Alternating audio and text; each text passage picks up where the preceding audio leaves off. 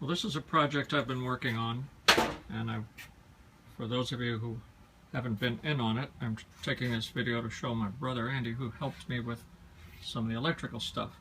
This is the pickup with a magnet for that Hall effect tach, and that's the VFD that I'm using. Little cheap $123 thing.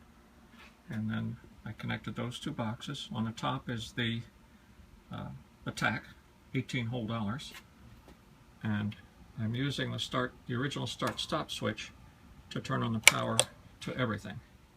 So it shows first wall power on the VFD, 0, etc. Forward on that.